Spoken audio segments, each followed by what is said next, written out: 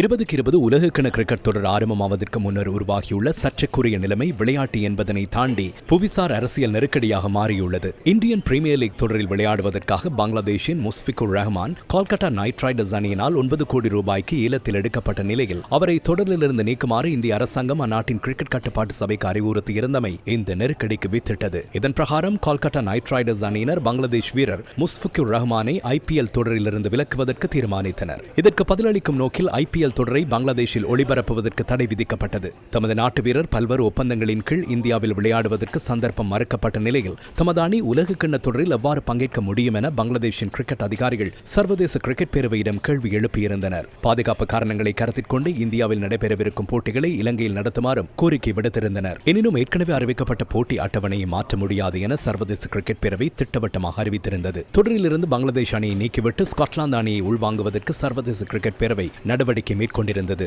பங்களாதேஷ் தீர்மானம் மேற்கொள்வதற்கு 48 மணி நேரம் காலக்கெடு வழங்கப்பட்டமை குறிப்பிடத்தக்கது. இந்த நிலையினை கருத்தில் கொண்டு 2020 உலகக்கிண கிரிக்கெட் தொடரிலிருந்து விலகுவது தொடர்பில் பாகிஸ்தான் ஆராய்ந்திருந்தது. எனினும் பாகிஸ்தானின் பிரதமருடன் இது தொடர்பில் கலந்துரையாடியதன் பின்னர் தொடரில் பங்கேற்பது தொடர்பில் தீர்மானிக்கப்பட்டதாக பாகிஸ்தான் கிரிக்கெட் சபை தலைவர் மொஹசின் நக்வி தெரிவித்தார். இதன் பிரகாரம் பாகிஸ்தான் அணி 2020 உலகக்கிண தொடரில் பங்கேற்பதற்கு அந்நாட்டு அரசாங்கம் நேற்றிரவு அனுமதி வழங்கியிருந்தது. எனினும் பிப்ரவரி 15ஆம் தேதி கொழும்பு பிரேமதாச மைதானத்தில் இந்தியாவுக்கு எதிராக நடைபெற உள்ள போட்டியில் மாத்திரம் பாகிஸ்தான் அணி பங்கேற்க மாட்டாது என அறிவித்திருந்தனர். இந்த தீர்மானம் பாகிஸ்தானின் கிரிக்கெட் எதிர்காலத்துக்கும் உலக கிரிக்கெட் கட்டமைப்புக்கு பாதிப்பை ஏற்படுத்தும் என சர்வதேச கிரிக்கெட் பேரவை எச்சரித்துள்ளது. இது தொடர்பில் பாகிஸ்தான் கிரிக்கெட் சபை கவனம் செலுத்த வேண்டும் என எதிர்பார்ப்பதாக சர்வதேச கிரிக்கெட் பேரவை விடுத்துள்ள அறிக்கையில் குறிப்பிடப்பட்டுள்ளது. எனினும் பாகிஸ்தான் கிரிக்கெட் சபை இதுவரை பதில் எதுவும் அளிக்கவில்லை. பாகிஸ்தானின் தீர்மானம் உலகளாவிய விளையாட்டு போட்டியொன்றின் அடிப்படை கோட்பாடுகளுக்கு முரணாக உள்ளதாகவும் தகுதி பெற்ற அனைத்து அணிகளும் போட்டி அட்டவணைக்கு அமைய சமமான நிபந்தனைகளின் கீழ் போட்டியிட வேண்டும் எனவும் சர்வதேச கிரிக்கெட் பேரவை தனது நிலைப்பாட்டை வெளிப்படுத்தியுள்ளது. இதுவேளை இங்கிலாந்து அணிக்கு எதிரான சர்வதேச ஒருநாள் மற்றும் 2020 தொடர்களில் தோல்வியடைந்துள்ள இலங்கை அணி உலகக்கிண்ண தொடருக்கு முன்பதாக